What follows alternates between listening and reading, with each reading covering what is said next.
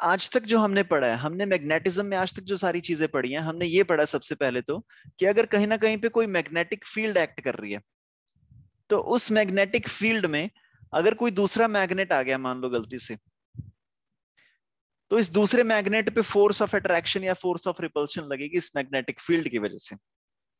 ठीक है, ये तो थी पहला इफेक्ट ऑफ मैग्नेटिक फील्ड। दूसरा इफेक्ट मैग्नेटिक फील्ड का क्या था कि अगर इस मैग्नेटिक फील्ड में कोई चलता फिरता चार्ज्ड पार्टिकल आ जाए, किसी v वेलोसिटी के साथ कोई चार्ज्ड पार्टिकल इस मैग्नेटिक फील्ड में एंटर कर जाए, तो इस पे भी एक फोर्स लगती थी जिसको हम बोलते थे q v क्रॉस b।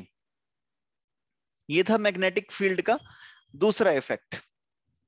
और अब हम बोल रहे हैं, अच्छा उसके बाद हमने एक बायट सैवर्ट्स लॉ भी पढ़ा, जिसमें क्या था कि एक करंट कैरिंग अगर वायर है, तो करंट कैरिंग वायर क्या करती है, अपने आसपास मैग्नेटिक फील्ड बना लेती है, और उस मैग्नेटिक फील्ड में अगर कोई चार्ज आ जाए, उस चार्ज के ऊपर भी फोर्स लगेगी, मैग्नेटिक फोर्स।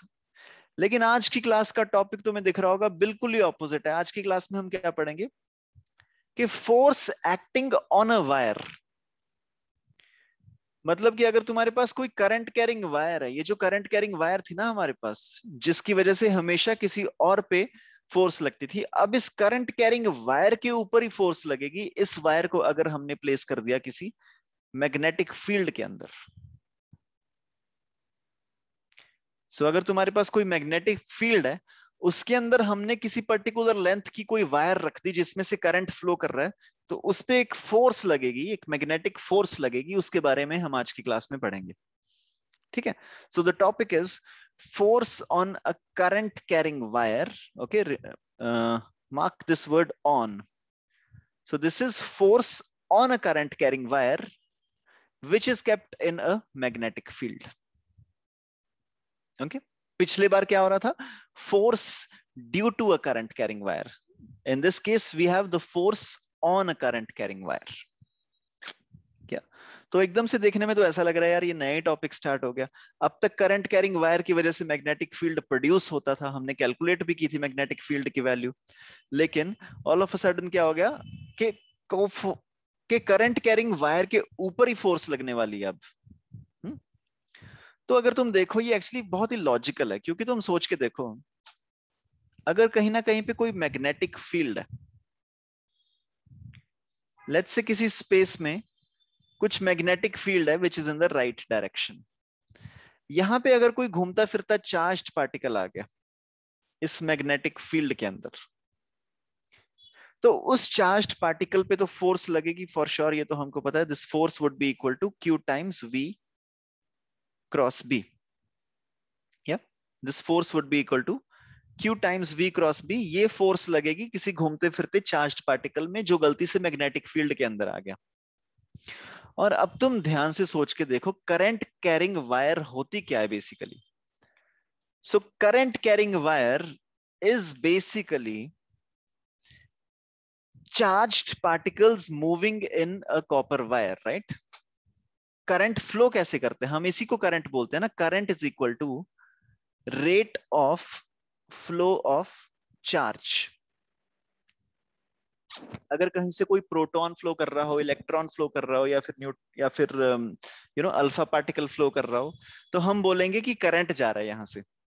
तो किसी वायर में से करंट फ्लो करने का मतलब क्या है, उस वायर में से चार्ज्ड पार्टिकल्स जा रहे हैं। और हमको तो पता ही है कि मैग्नेटिक फील्ड में अगर कोई चार्ज्ड पार्टिकल फ्लो करे तो उस पर ये फोर्स लगती है। Force is equal to q v into b. हमें इसकी डायरेक्शन भी निकालनी आती है, स्क्रू रूल यूज कर लो, Fleming's left hand rule use कर लो। तो अगर हमने मैग्नेटिक फील्ड में एक करंट कैरिंग वायर को रख दिया, करंट कैरिंग वायर को रखने का मतलब क्या है कि यहां से इस वायर में से चार्ज्ड पार्टिकल्स फ्लो कर रहे हैं, और अगर इसमें से चार्ज्ड पार्टिकल्स फ्लो कर रहे हैं तो उन पे ऑब्वियसली फोर्स लगेगी, मैग्नेटिक फोर्स जिसको हम बोलते हैं, राइट। तो हमको कॉन्सेप्ट समझ में आ गया कि यार क्योंकि एक चार्ज्ड पार्टिकल जो मूव कर रहा होता है उसके ऊपर फोर्स लगती है मैग्नेटिक फील्ड में, तो करंट कैरिंग वायर के अंदर भी basically we have charged particles which are moving, तो इसके ऊपर भी फोर्स लगेगी मैग्नेटिक फील्ड के अंदर। तो करंट कैरिंग वायर में नॉर्मली फ्लो क्या करता है? इलेक्ट्रॉन्स। करंट कैरिंग वायर में normally we have electrons flowing.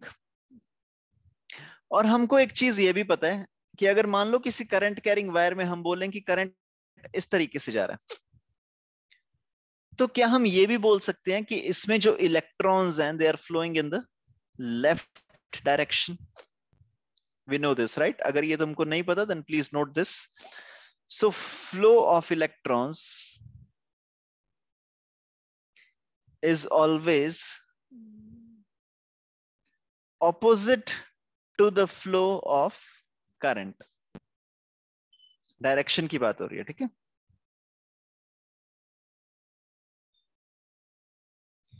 Flow of electrons is always opposite to the flow of the current.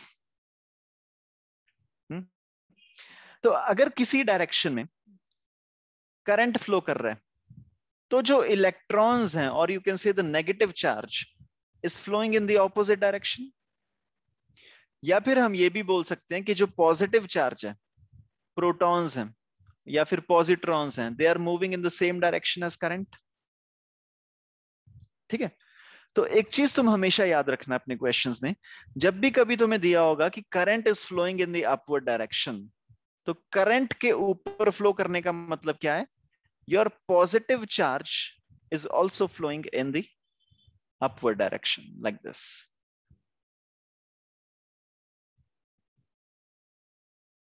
Okay, so ये कुछ बेसिक सी चीजें थी जो हम यूज करेंगे अभी हम आज की क्लास में.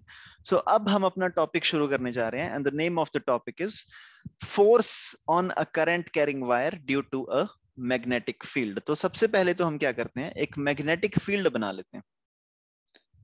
फिर इसके अंदर हम एक करंट कैरिंग वायर रखेंगे और चेक करेंगे कि उस पर कितनी फोर्स लगेगी. सो लेट्स से ये है हमारी magnetic field which is in the right direction. अब इसके अंदर ना मैं क्वेश्चन को थोड़ा सा डिफिकल्ट करने जा रहा हूं अभी. तो करंट कैरिंग वायर को मैं सीधा इस तरीके से रख सकता हूं, परपेंडिकुलर लाइक दिस. हम करंट कैरिंग वायर को इस तरीके से रख सकते हैं, कॉपर वायर को, लेकिन हम ऐसे नहीं रखेंगे. ठीक है? हम क्वेश्चन को थोड़ा सा कॉम्प्लिकेट करते हैं और हम अपनी करंट कैरिंग वायर को ना इस तरीके से रखते हैं. ओके, ताकि हम बिल्कुल जनरल स्टडी कर सकें. इसमें एंगल वैंगल तुम्हारा बीच में ही आ जाएगा जो भी आना होगा. ठीक है?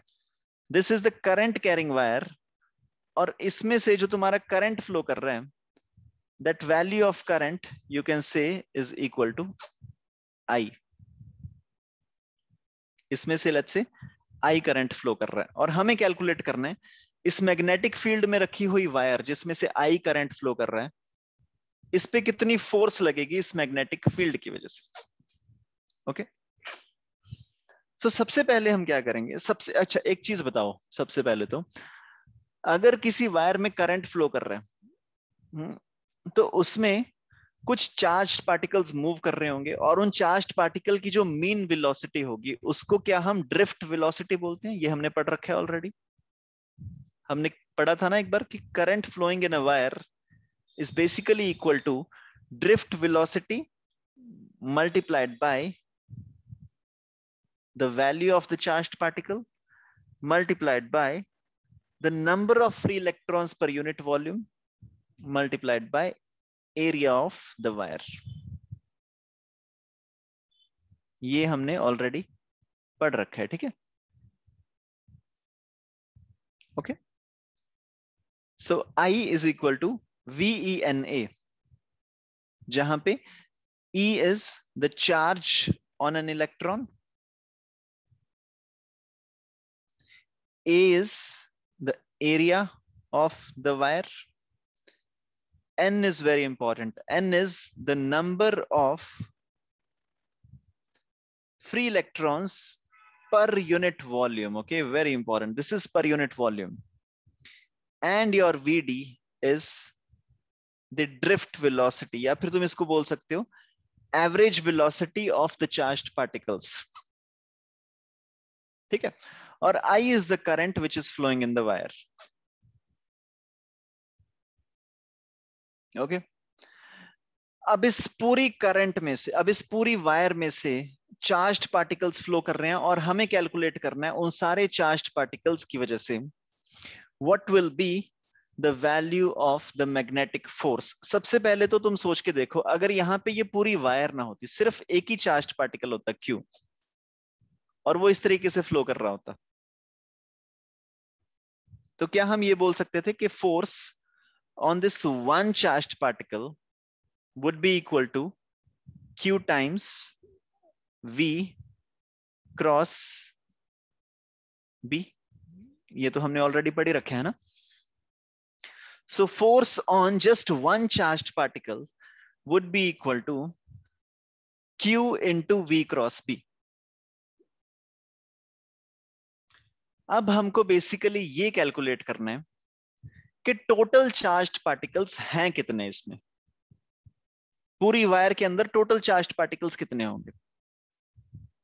तो उसके लिए हम क्या करेंगे, टोटल पूरी वायर के अंदर चार्ज्ड पार्टिकल्स तो निकालना बहुत डिफिकल्ट हो जाएगा हमारे लिए, तो हम क्या करते हैं, एक छोटा सा टुकड़ा ले लेते हैं वायर का। तो ये मैंने वायर का छोटा सा टुकड़ा ले लिया which is of DL length. ये छोटी सी वायर का टुकड़ा ले लिया जिसको मैंने डीएल लेंथ का टुकड़ा ले लिया। So first of all can you tell me कि ये डीएल लेंथ का जो हमारे पास छोटा सा पीस बन गया, इसके अंदर कितने इलेक्ट्रॉन्स होंगे या फिर इसके अंदर कितने चार्ज कैरियर्स होंगे। Area of the wire is a. छोटा सा ये जो हमने पार्ट लिया, इसका वॉल्यूम कितना बन जाएगा, A DL. Number of free electrons पर unit volume is N. So number of free electrons per unit volume into the volume, these are the number of electrons in this small wire DL. Okay? और इन सब की velocity वही होगी, ये वाली, this is the drift velocity. तो अगर हमें इस छोटी सी DL वायर के ऊपर फोर्स को पता करना है, so we can say force on this DL would be equal to Q। यहां पे Q कितना बन जाएगा, now this would be these many electrons. इतने सारे इलेक्ट्रॉन्स का मतलब क्या है, N into A into DL into E। ये तो हो गया चार्ज, सिर्फ चार्ज की बात हुई है अभी, ठीक है। And you multiply this with VD cross B। So this multiplied by VD, that is the drift velocity of electrons, multiplied by B, multiplied by sine of angle between VD and B.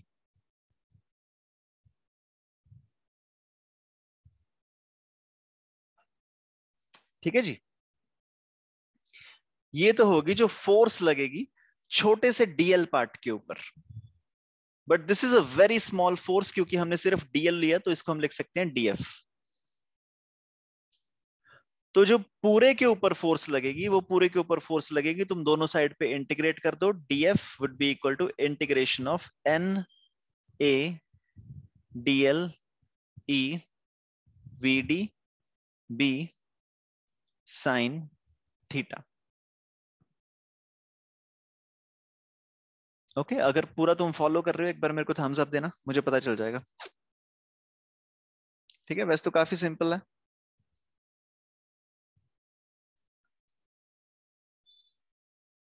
Okay, you can please unmute yourself and ask any doubts if you have.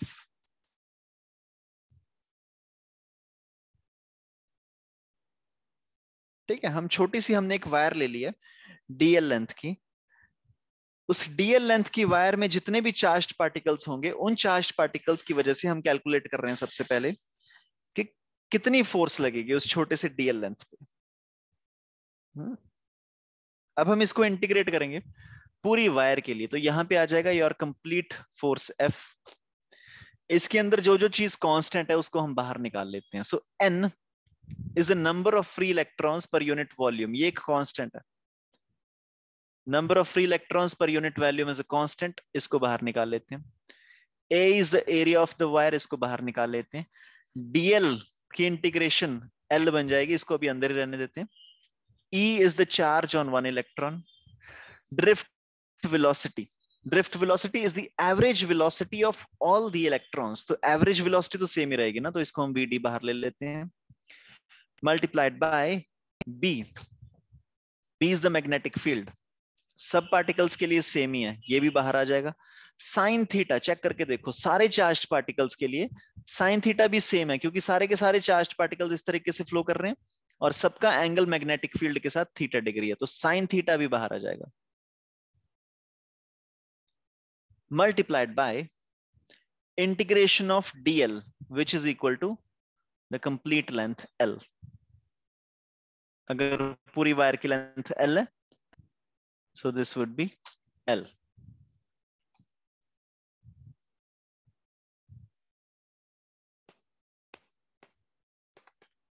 Okay, अब देखो जी, इसके साथ हम क्या कर सकते हैं। So the complete force acting on this wire is equal to, this is Vd E N A। Vd E N A, ओ ये तो करंट की वैल्यू आ गई ना, current multiplied by B into sine theta into L। B into sine theta into L।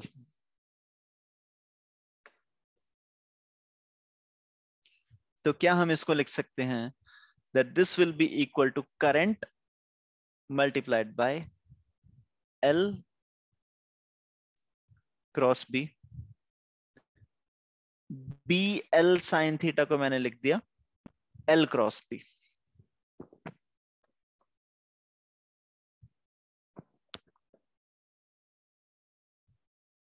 Okay, so the force which is acting on a current carrying wire would be equal to I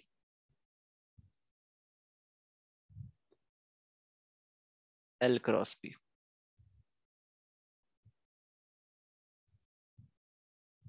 where I is the current, L is the length of the wire. Now this L is in the same direction in which current is flowing.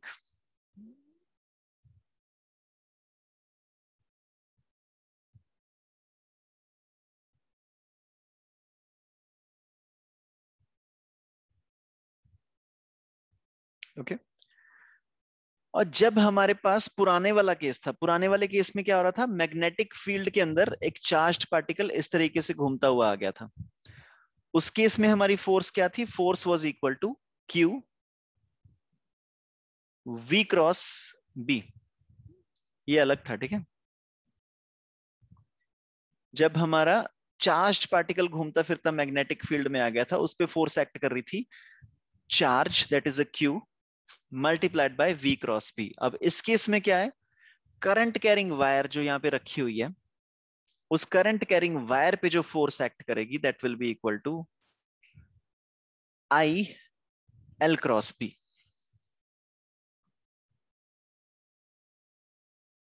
ठीक है, अब इस current carrying wire की, इसके ऊपर ये जो force लग रही है I L क्रॉस B, तो क्या तुम मेरे को बता सकते हो इसकी डायरेक्शन क्या होगी। Like how will we calculate कि जो भी इस पे फोर्स लग रही है, इस करंट कैरिंग वायर के ऊपर जितनी भी फोर्स लगेगी, उसकी डायरेक्शन हम कैसे कैलकुलेट करेंगे।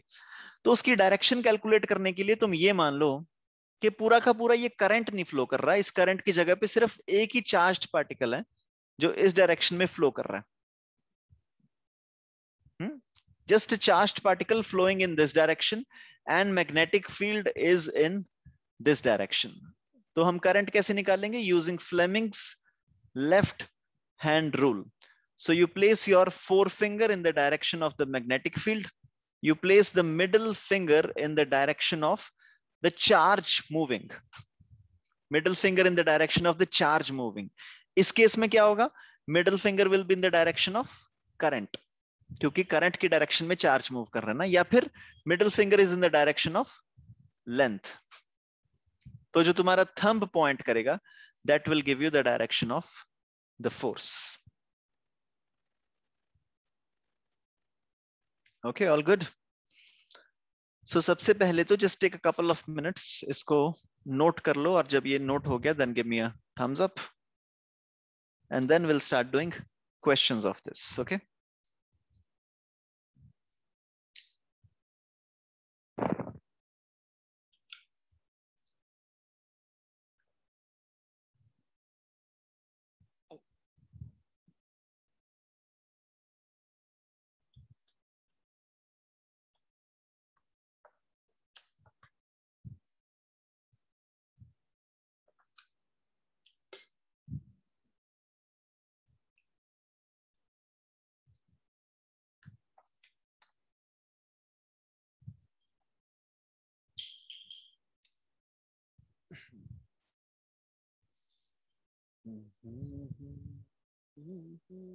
चलो जी, सबसे पहला क्वेश्चन हम करेंगे एक।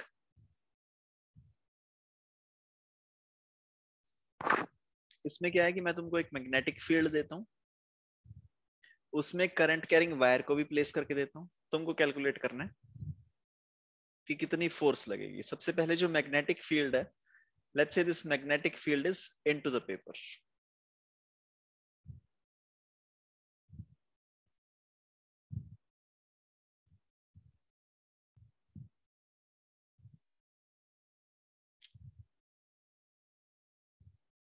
So we have a magnetic field which is into the paper, and the value of the magnetic field is, let's suppose, 100 Tesla.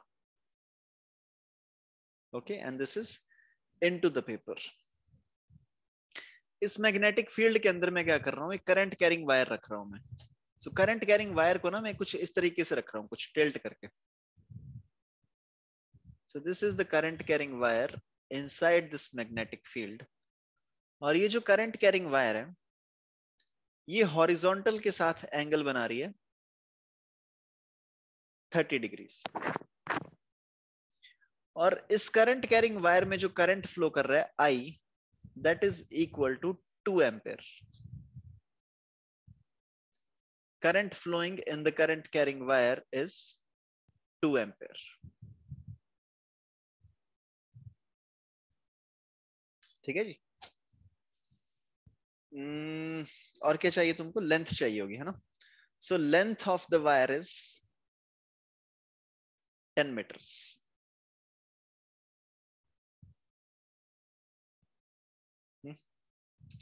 आई हो गया, बी हो गया, एल हो गया। हाँ जी, बस बहुत है। Find the force, find magnetic force acting on this wire. इस वायर के ऊपर कितनी फोर्स लगेगी।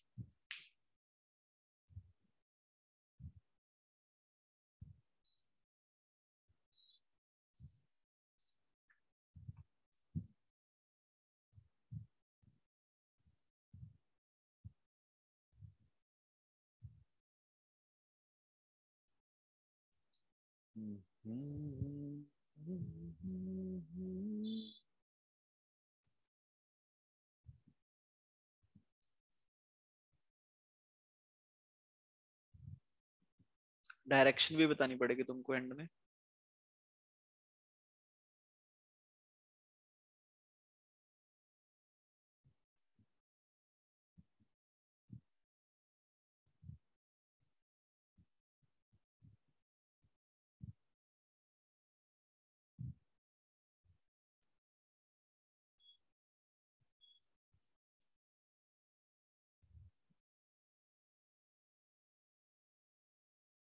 One 1000 Newton,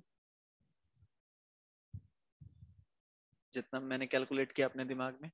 sin 30 is half, magnetic field is 100, length is 10, I is 2. So 2 into 10 into 100 into sin 30,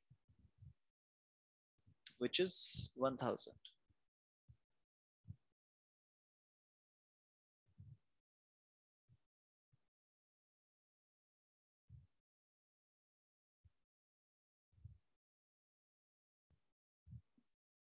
okay, करते हैं इसको, ठीक है।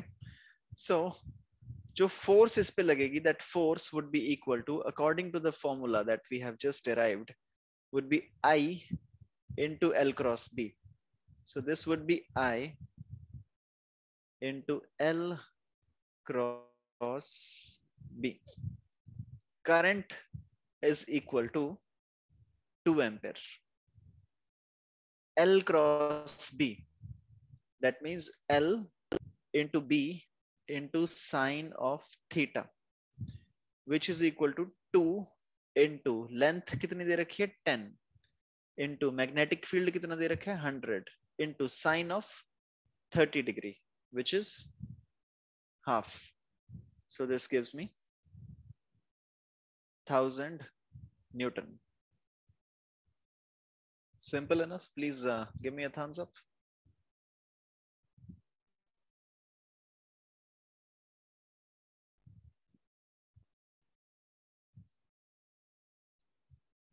Okay. ये हो गया गलत. 1000 न्यूटन आंसर नहीं आएगा, क्योंकि यहां पे देखो हमने क्या किया, L क्रॉस B. सो L क्रॉस B का मतलब क्या होता है, this is L into B into sine of theta, where theta is the angle between L and B.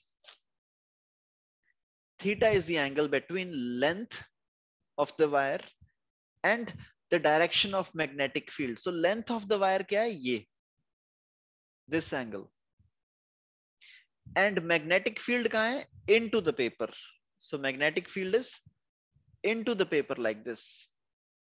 दोनों different planes में, the angle between the length and the magnetic field is 90 degrees.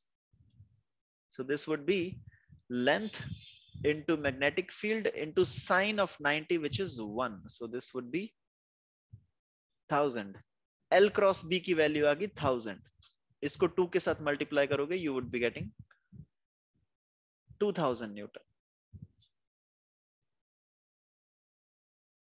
समझ में आया? ये जो 30 degree angle था, ये तुमको ऐसे ही दे रखा था, इसकी जरूरत नहीं थी. अगर इस वायर को मैंने इस तरीके से प्लेस किया होता तो भी आंसर इतना ही आना था. अगर इस वायर को मैंने इस तरीके से प्लेस किया होता तो भी आंसर इतना ही आना था. अगर मैंने वायर को इस तरीके से प्लेस किया होता तो भी सेम आंसर आना था. इस तरीके से भी सेम आना था, इस तरीके से भी सेम, ये भी सेम सेम सेम सेम. क्योंकि तुम इस XY प्लेन में, this is my XY plane, XY plane में वायर को किसी भी तरीके से रख लो, this will be always perpendicular to the Z axis. मतलब कि theta is always going to be equal to 90 degrees. So sine theta is always going to be equal to 1 unless and until your wire is in XY plane. Okay. So you have to keep this in mind कि ये जो angle है, theta angle, this is between L and B. Okay, ready? Once again, एक और question हम करेंगे. एक बार दोबारा से तुम मान लो magnetic field is out of the paper. Okay. एक ना मैग्नेटिक फील्ड वाला पेज बना लेते हैं अपन, सारे क्वेश्चंस इसी पे करेंगे. ठीक है.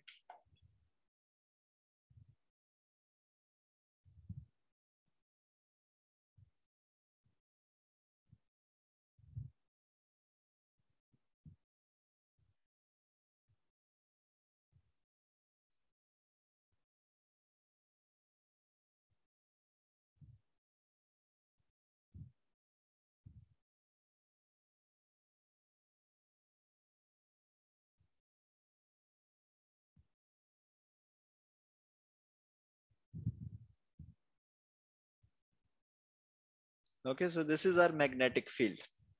इस पूरे पेज के ऊपर मैग्नेटिक फील्ड है. इस पेज को मैं डुप्लीकेट कर लेता हूँ 2-3 बार.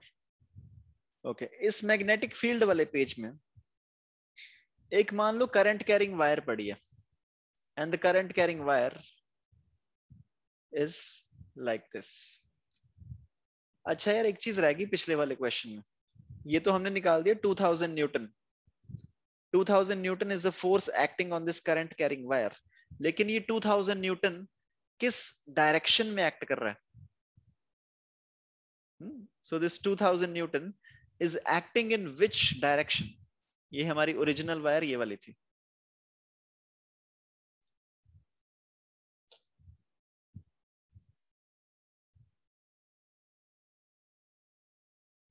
Okay. So हमारी original wire is in a direction which is at 30 degrees with the horizontal.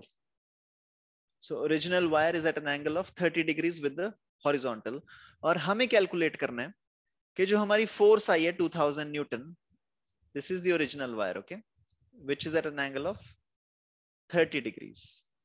तो हमको कैलकुलेट करना है ये जो 2000 फोर्स आई है ये किस डायरेक्शन में एक्ट करेगी. तो इसके लिए हम एक बार क्या करेंगे, once again we will use the right hand screw rule, जिसको यूज करना बहुत ज्यादा मुश्किल हो जाएगा यहाँ पे, स्क्रू रूल. तो हम क्या करेंगे, इसके लिए यूज करेंगे हम left hand Fleming's rule.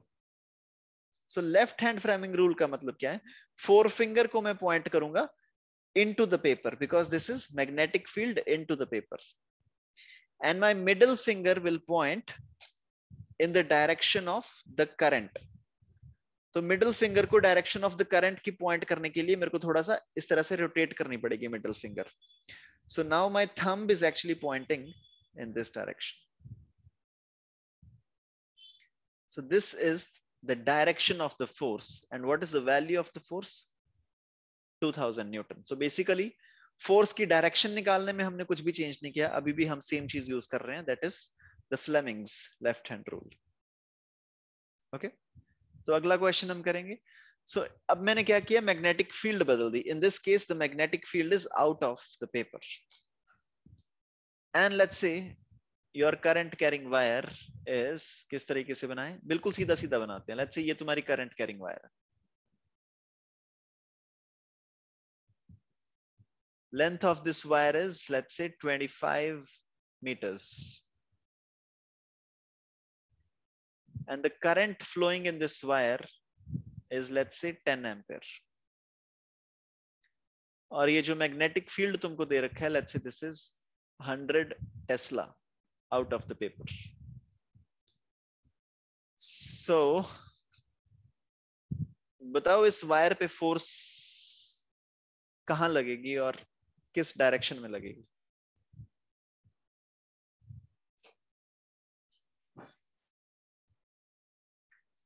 Okay, let this be the last question.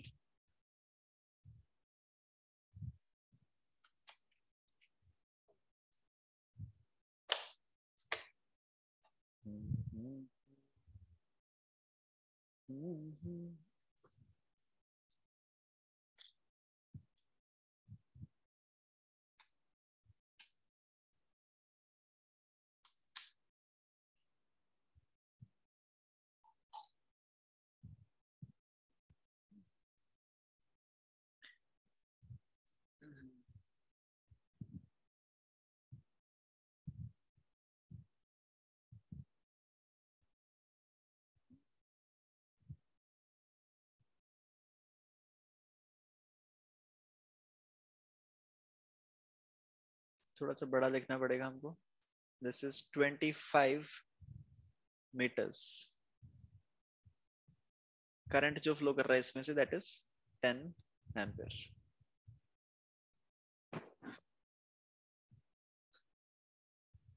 So the value of the magnetic force acting is equal to I into L cross B, which is equal to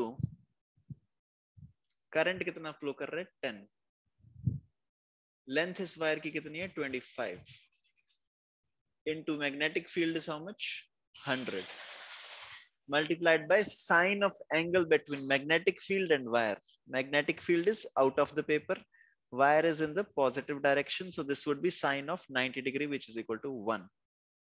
तो यहां से तुम्हारी force आ जाएगी 25,000 Newton, and the direction of this force will be, magnetic field is out of the paper, so I will place my forefinger in my direction. and my middle finger is pointing towards this, right? So my thumb is pointing then downwards. So the force acting on this wire would be downwards, and the value of this force would be equal to 25,000 Newton. All right, this was the last question for today. Please give me a thumbs up. समझ में आ गया जो जो हमने बोला आज? अभी इस चैप्टर में we are left with around 3 to 4 more topics. ठीक है, तो अगले 3 से 4 दिन में, so today is Friday, huh? I'm sorry, Thursday. So kal Friday, then Saturday, Sunday will not have a class. I think by the end of next week, या फिर अगले हफ्ते के somewhere in the middle of the next week, we would be finishing with this chapter. फिर उसके बाद जो हमारा अगला वाला चैप्टर होगा उसको हम करेंगे completely offline. Okay, so we would be doing the physical classes here at 11:30 a.m. in the morning. Okay, लेकिन इस चैप्टर के लिए for the entire next week हम इसको इसी तरीके से कंटिन्यू रखेंगे 7:30 in the evening. Okay, so please notes बना लेना इसके, and we'll see you tomorrow at 7:30. Yep, bye.